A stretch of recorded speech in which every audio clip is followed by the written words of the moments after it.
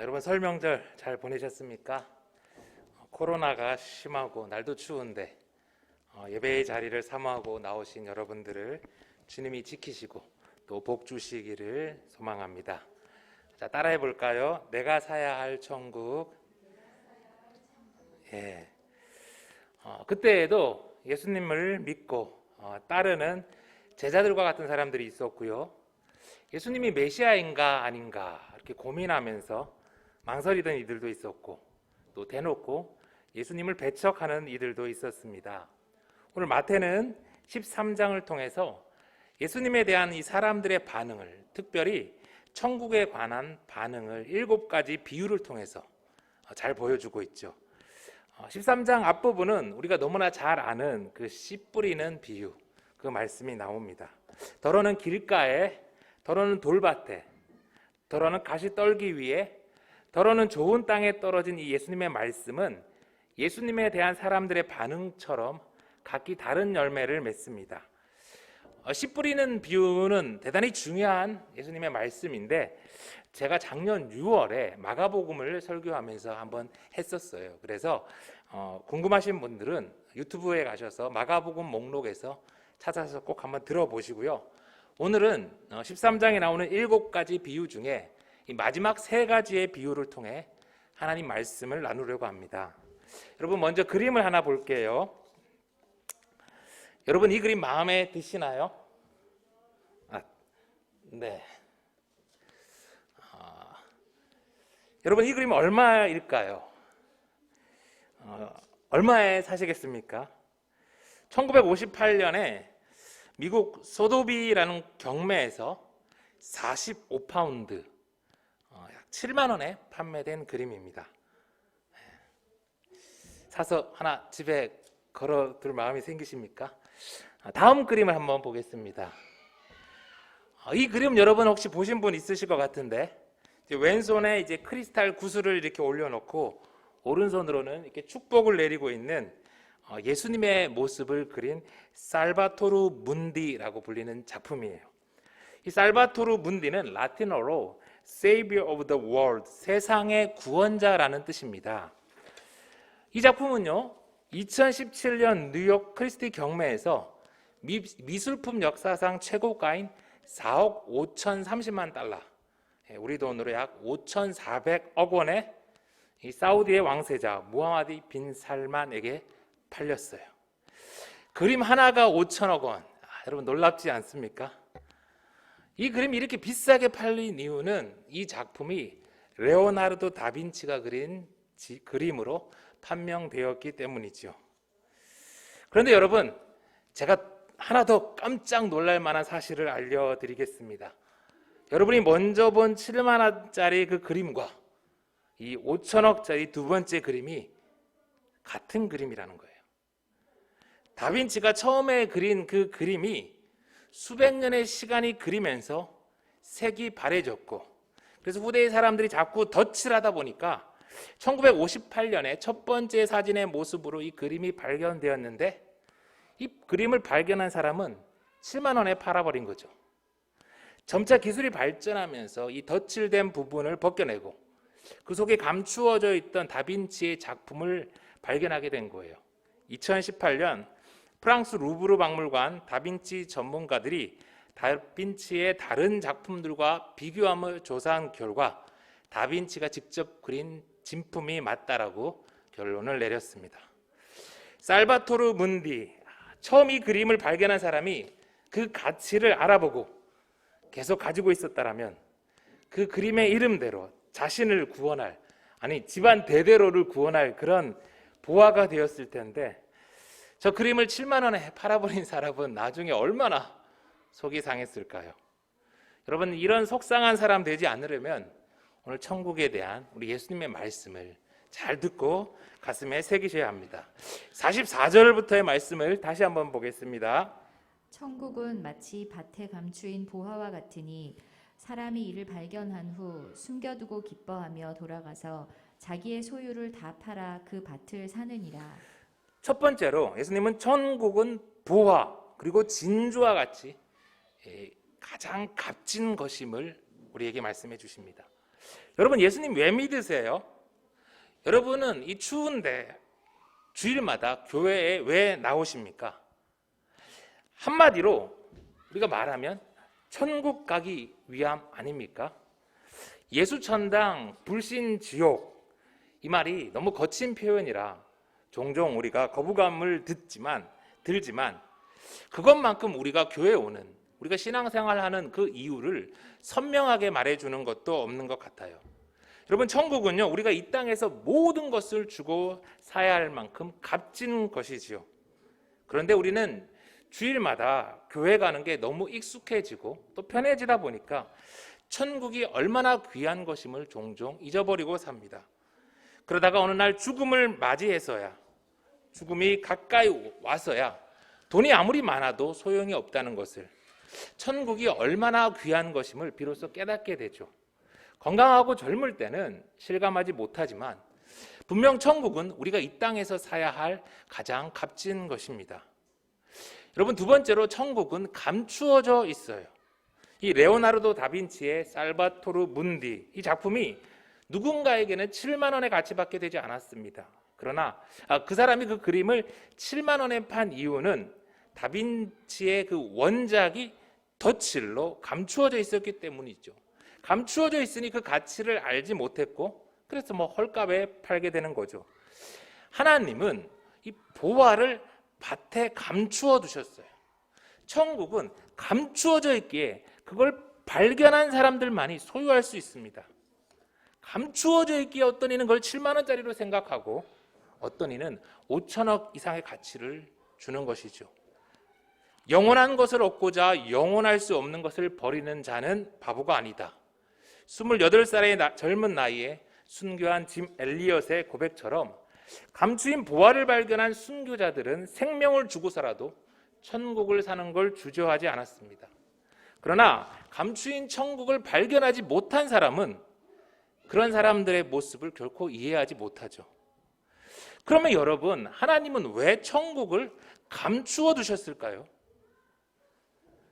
그것은 천국이 하나님이 우리 인간을 위해 준비해 준 가장 귀한 것, 값진 것이기 때문입니다. 만약 여러분이 신랑이 평생을 살 집을 준비했다고 해서 먼저 가보았는데 그 집에 물이 새고 곰팡이가 가득 차 있다면 그 신부의 마음이 어떻겠습니까? 그 집도 또 그걸 준비한 신랑도 싫어지겠죠. 하나님이 우리를 위해 예비한 천국은 이 땅의 그 어떤 집과도 비교할 수 없는 영원하고 아름다운 집입니다. 세상 무엇과도 비교할 수 없는 독생자 예수 그리스도의 피값으로 사신 천국이기에 하나님은 아무도 함부로 찾을 수 없고 함부로 가질 수 없도록 천국을 감추어 두셨습니다. 그런데 여러분, 오늘 말씀을 가만히 보니까요, 농부가 보화를 사지 않고 밭을 샀어요. 밭을. 보화만 사면 편하고 좋을 것 같은데 그러지 못하고 밭을 통째로 사는 것이지요. 왜요? 이 보화를 사려면 이 농부가 이 보화에 해당하는 엄청난 대가를 치러야 되잖아요. 근데 농부가 그럴 수 있습니까? 없잖아요. 대신 농부는 자기가 애를 쓰면 보화가 감추어진 밭은 살 수가 있었어요. 보화가 드러나지 않고 감추어져 있다는 게 농부에게는 얼마나 다행인지 모릅니다. 그래서 농부는 기쁜 마음으로 밭을 산 거죠. 그러면 여러분, 하나님께서 이 보화를 감추어 놓은 밭, 성도가 사야 할 그 밭은 무엇일까요? 하나님이 우리에게 허락한 교회입니다. 교회. 이제 잘 들으셔야 돼요. 보화는요, 이 보화는 밭에, 천국은 교회 안에 감추어져 있어요. 그러나 밭이 보화가 아니듯 교회가 천국은 아니에요. 여러분, 구분되죠? 마치 자신들의 교회가 천국인 것처럼 주장하는 사람들이 있어요. 신천지, 어머니 하나님, 그런 교회들. 여러분, 자신들의 교회가 천국이라고 주장한다면 10중 8구, 아니 전부 다 거짓입니다. 다시 한번, 교회 안에 천국이 감추어져 있지만 교회가 천국은 아니에요. 또 자기 교회, 우리 교회 다니지 않으면 천국 가지 못한다는 말도 다 거짓입니다. 교회가 없는 곳에서도 복음을 듣고 예수님을 믿으면 천국 갈 수 있어요. 45절의 말씀입니다. 또 천국은 마치 좋은 진주를 구하는 장사와 같으니 극히 값진 진주 하나를 발견하매 가서 자기의 소유를 다 팔아 그 진주를 사느니라. 예수님은 이 밭에 감추인 보화 비유에 이어서 바로 극히 값진 진주 비유를 말씀하세요. 밭에 감추인 보화는 그 밭을 사야만 얻을 수 있지만 극히 값진 진주는 밭을 사지 않아도, 그 상점을 통째로 사지 않아도 자기의 소유를 다 팔면 살 수가 있어요. 여러분, 꼭 자기 교회 다녀야만 천국 간다는 말 거짓입니다. 오늘도 모슬렘 사회 곳곳에서, 그리고 북한 땅에서 비록 교회를 다니지는 못하지만 예수 믿고 천국 가는 많은 하나님의 백성들이 있습니다. 그러나 또 그렇다고 교회는 문제투성이니까 교회가 신앙생활에 필요 없다고는 하면 안 돼요. 분명 하나님은 천국을 교회 안에 두셨습니다. 혼자 신앙생활하기 어렵고 또 넘어지기 쉬운 하나님의 백성들을 위해서 하나님은 친히 이 땅에 교회를 세우셨고 교회 안에서 하나님의 백성들이 신앙생활하게 하셨죠. 때로 교회라는 공동체 안에서 신앙생활 하는 게 마음에 안 들 수도 있고 불편할 수도 있고 짜증날 수도 있지만 하나님은 우리를 교회 안에, 그 안에서 천국을 찾아가게 하셨고, 그래서 우리는 천국을 위해서 교회를 받아들여야 해요. 그런데요, 의외로 많은 사람들이 수고와 노력은 하지 않은 채 내가 택한 그 밭에서 보화가 쏟아져 나오기를 기대합니다. 여러분, 아무 밭이나 막 가가지고 그걸 판다고 보화가 나올까요? 시설 좋은 교회, 사람들이 많이 몰려다니는 교회, 뭔가 있어 보이고 그럴듯해 보이는 교회, 그런 교회들마다 하나님이 감추어둔 보화가 다 있을까요? 물론 예수님이 제자들을 통해 세우신 이 땅의 전 우주적인 하나의 교회, 그 교회에는 분명히 천국이 감추어져 있지만 간판 단 교회들마다 천국이 다 있는 것은 아닙니다. 여러분, 그러니 성도는요, 천국이 감추인 이 교회를 찾기 위해 애를 써야 해요. 아무 밭이나 가가지고 막 왜 부화 안 나오냐고 화를 내봐야 소용이 없다는 거죠. 천국은 세상 무엇보다 값진 것, 성도는 천국이 감추인 교회를 위해서 찾기 위해서 구하고 찾고 두드려야 합니다. 세 번째, 천국을 발견한 사람은요, 기뻐합니다. 매일의 고된 노동 가운데 그 힘들었던 농부가 이 밭에서 쟁기질을 하다가 우연히 보화를 발견했을 때 그 마음이 어땠을까요? 처음에는 이게 웬 돌이야, 오늘도 이거 돌 치우려면 고생하겠네, 속상해했을지도 모르지만 나중에 그것이 보화인 것을 알게 되었을 때 아마 껑충껑충 뛰면서 좋아하지 않았겠어요? 그 얼굴의 기쁨을 감추느라고 아마 그는 힘들었을 거예요. 그 밭을 자신의 소유로 바꾸기까지 그는 어떤 노력도 힘들지 않았을 거예요. 진주 장사도 마찬가지였어요. 평생을 찾고 찾았던 그 진주를 발견해서 그것을 자신의 소유로 삼게 되었을 때 그는 얼마나 기쁘고 행복했을까요? 잠시 있다가 사라질 이 땅의 보화, 진주도 그렇거늘 여러분, 하물며 하나님의 그 영원한 나라 천국을 발견하고 소유하게 된 그 기쁨이 세상 무엇과 비교할 수 있겠습니까? 밭을 사기 위해서 자신의 소유물을 싸게 떨이로 팔아야 했던 이 농부는 그 과정 가운데 하나도 아깝지 않았을 거예요. 이 밭을 매매하고 등기하기 위해서 밤낮으로 뛰어다니는 수고도 그는 하나도 힘들지 않았을 거예요. 한시라도 빨리 이 밭의 소유권을 넘겨받기 위해서 그는 잠시도 쉬지 않고 애를 썼을 거예요. 고린도후서 11장 23절의 말씀입니다. 내가 수고를 넘치도록 하고 옥에 갇히기도 더 많이 하고 매도 수없이 맞고 여러 번 죽을 뻔하였으니 유대인들에게 40에서 하나 감한 매를 5번 맞았으며 세 번 태장으로 맞고 한 번 돌로 맞고 3번 파선하고 일주야를 깊은 바다에서 지냈으며. 바울은 예수님을 만나고 천국을 발견했어요. 그 뒤로는 천국을 사기 위해서 밤낮으로 뛰어다닙니다. 그 과정 가운데 26절 여러 번 여행하면서 강의 위험과 강도의 위험과 동족의 위험과 이방인의 위험과 시내의 위험과 광야의 위험과 바다의 위험과 거짓 형제 중에 위험을 당하고 또 수고하며 했었지만 여러 번 자지 못하고 줄이며 목마르고 굶고 춥고 헐벗었어요. 바울의 삶은 세상 사람들의 눈에는 결코 멋진 인생, 성공한 인생이 아니었죠.